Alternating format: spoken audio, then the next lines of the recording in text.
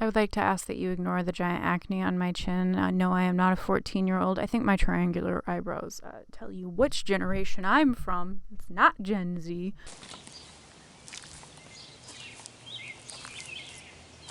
I don't have a good setup, so I'm just going to hold my mic like this. So I thought it would be nice to do a quick update on kind of like what spring was and like how my plants progressed in my garden, my tiny little garden. So the first thing that I want to talk about are tomatoes and the troubles I've had with my tomatoes. So I started my tomatoes really early, like in February, like probably too early. And I think that's kind of where a lot of my problems with the tomatoes came from.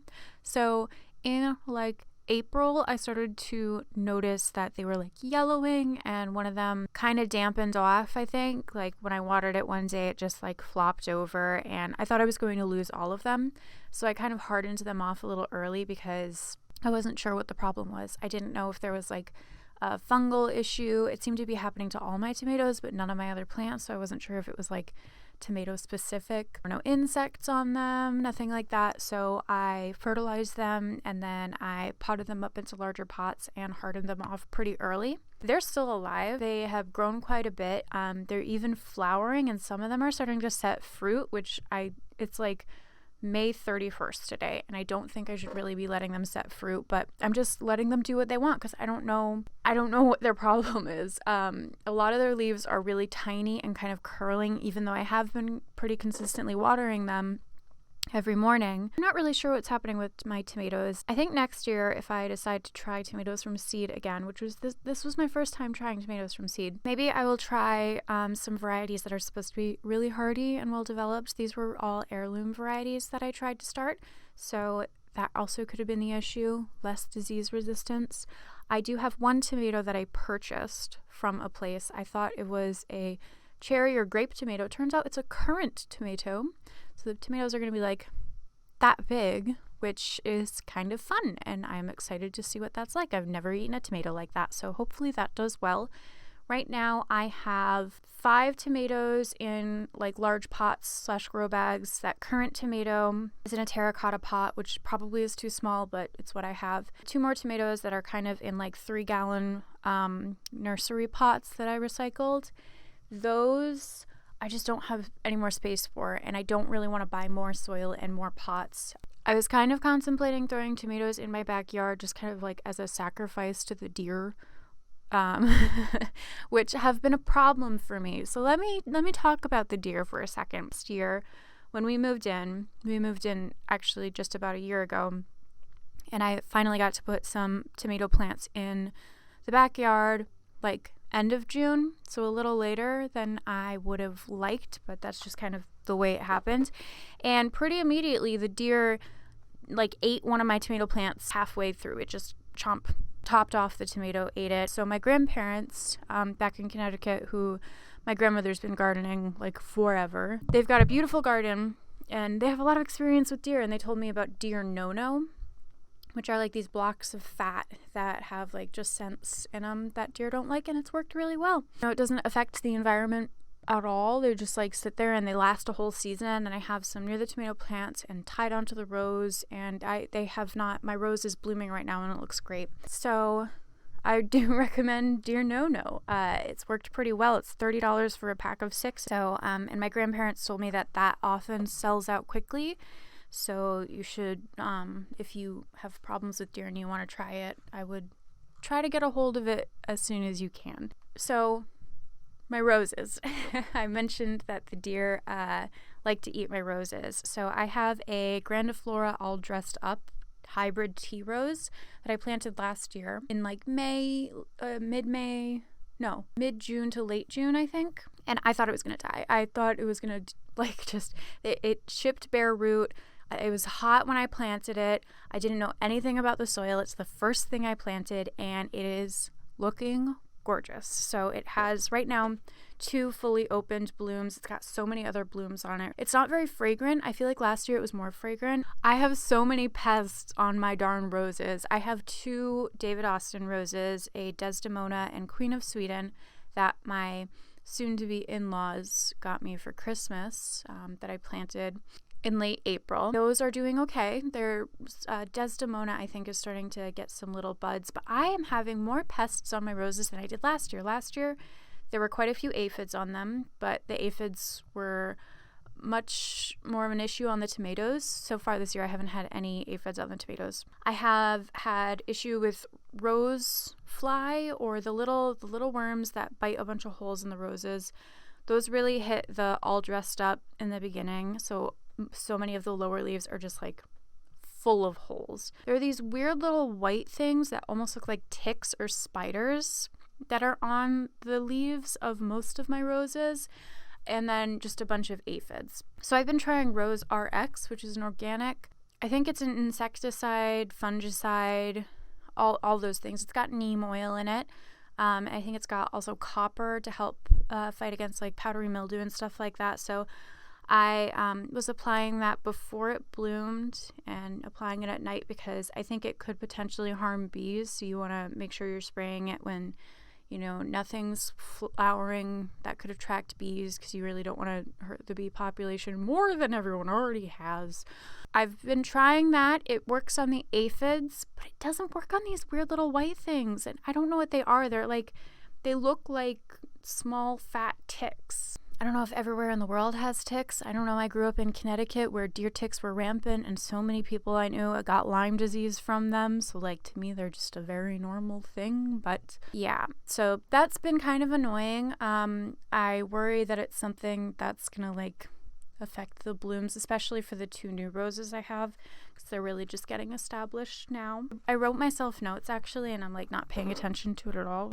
Okay, so now I want to talk about the rest of my vegetables that I'm growing. I have like 12 pepper plants because I started a bunch from seed. The ones I started from seed, they're doing really well. And my mother also started a bunch from seed, and we kind of did like a quick trade. So she gave me some like jalapenos and stuff like that. Something weird that I'm noticing on them is a lot of the newer growth, the center vein of the leaf is like raised and kind of squiggly and weird. And I haven't done any research on it, so maybe it's something horrible, but it's happening to my peppers and the peppers that my mother gave me. And I think I planted them all on the ground like a few weeks ago. I looked at the bottom of the leaves. I don't see any insects or anything like that. So I don't know if it's just been a little cold, because we have had some days that dip down into the 40s in the evenings. So despite it being May, I'm growing corn for the first time. I'm growing a hard kernel. Is that what it's called? The type of corn that's used for cornmeal or popping corn, not sweet corn that's used for fresh eating. And it is the glass gem corn, which my grandmother in Connecticut grew and sent a few ears to my mom. Basically, they just kind of look like little glass gem beads, all the kernels. So they came up really strong. They're doing well. They're the tallest ones at about my hip. I think it's growing at like an inch or 2 a day at this point. So I'm excited to see how that goes. It's kind of an experiment. I don't know if they're going to grow well. I don't know if the raccoons are going to eat them. My grandma said usually that's a problem with like sweet corn, so hopefully it's not an issue, but you never know what animals are going to do. I'm growing some bush beans, and they came up pretty well. The leaves look yellow. I don't know if that's just they are more yellow leaves than normal, or if there's actually a deficiency. I yesterday just did a vegetable fertilizer, an organic granular slow release vegetable fertilizer. I find I have the best luck with that for my vegetables. Last year I buy the Espoma organic slow release fertilizer, which I learned about from watching Garden Answer, and my plants have all loved it. I'm really just talking about my garden plants in this video, but my landscape plants have also really liked it. Like my hydrangea and my hostas, they're all very happy. I don't count roses as a landscape plant. Roses are my happy plant. What? So cucumbers. So I direct seeded my cucumbers. I have a cucumber trellis. It's cute. It's blue. And I direct seeded 2 plants, and the first one, something ate its first, like its cotyledons, its first leaves, and it was like munching away at it, and I think it must have been an earwig. I don't know. I sprayed the Rose RX because it has neem oil in it on the plant, and it was too late for that little thing. But luckily, the second plant that I had seeded came up a couple of days later, and right out the butt, sprayed it with neem oil and sprayed the soil around it with neem oil, and nothing touched it. So that one's fine. So yeah, it's a Boston pickling cucumber. So I'm excited for that. Excited to try and do some pickles. I have never grown cucumbers personally, but growing up, we always had like a few fence panel lengths of cucumbers that just grew faster than our family of 6 could eat them. It was great. You want a snack, you just go out and grab a cucumber and you just eat it. Okay, and then finally I wanted to talk about my flowers, because I kind of grew some flowers with the intent for like maybe cutting. So I wanted to give an update on the dahlias that I seeded. One of the past videos I painted a dahlia from Florette's book. And when I ordered that book, it came with some seeds, and I had 3 little plants. They're now in the garden, growing, looking wonderful. My mother surprised me and bought me a cafe au lait tuber, planted that one with it, and it definitely looks a little bit bigger than the dahlias I grew from seed, but they all look very similar. There's some tubers that I bought from Lowe's that said they were dahlias, and they look completely different. The leaves and the stalks, they look so different. It's so weird. I don't know if it's just because it's a different variety or what. It's very interesting to see. I don't know why they look so different. Calendula that I started from seed is kind of floppy and weird. I think that one I probably should have just direct seeded, but I just wanted to grow something, so I just started them indoors. But it's like weird and floppy. I don't know what's going on with it. It has some buds now, but it's almost like I need to stake it, and I don't think you're supposed to need to stake a calendula. Dear Lord. Also growing nasturtiums, mostly because they're supposed to be like a beneficial co-plant. I think they attract, I can't remember if pests like to eat it more or they don't like the smell of it, so they stay away. I think it's the first one because something keeps eating my nasturtium. I think it's a caterpillar. I saw like a light green caterpillar. It's like it kind of looks like a fat inchworm. I think that's what's eating it. I don't know. One of the plants is like almost like decimated, I feel like. I haven't even set up their buds. Those are edible flowers, nasturtium are. This is a kaleidoscope mix I got from Johnny Seeds. So 4 plants, I think. So I'm excited to see if I get like different colors or if they're all going to be like the traditional orange. I have some sweet peas that I direct seeded really late, but this variety is a dwarf mix, and I actually read a lot of people, theirs did not germinate and start growing until it was warmer, unlike sweet peas, which I think like the cooler weather. So I'm excited to try those. I was afraid of sweet peas because they're toxic, but like I don't have any children or dogs that are going to go in the backyard and like try to eat sweet peas.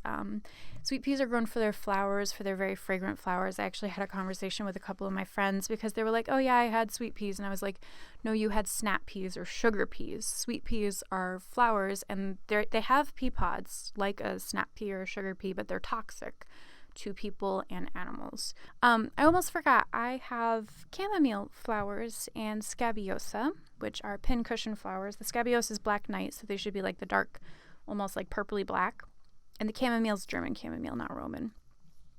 And I got them from Plant Gem, which is a website / company that I think just came around this year, so I thought I'd give them a try. So far, the plants are doing happy and healthy. They came in a somewhat questionable shape, but you know what? They were shoved in a package and mailed from Florida to Cincinnati, so I think that's fine. I also got some seeds from them. This is the Matsumoto apricot aster, and super late to start seeds, but here they are. They're right here. They have their first set of true leaves. So yeah, we'll see if those grow. Asters are supposed to be really good for long vase life for cut flowers, so I am excited for those to maybe do okay. We'll see. And they're very pretty color. Another flower, the snapdragons that I had started, I transplanted I think 3 or 4 of those out. Same with the stock.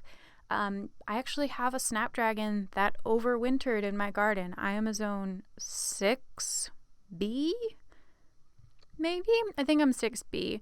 And they overwintered, and it's shooting up a bunch of stalks. My salvia also overwintered. Oh no, it's a tender perennial. Okay, so it's not that abnormal for the salvia to overwinter. So that one is just starting to put some blooms out. And that salvia, it's Serious Blue Sage, this one.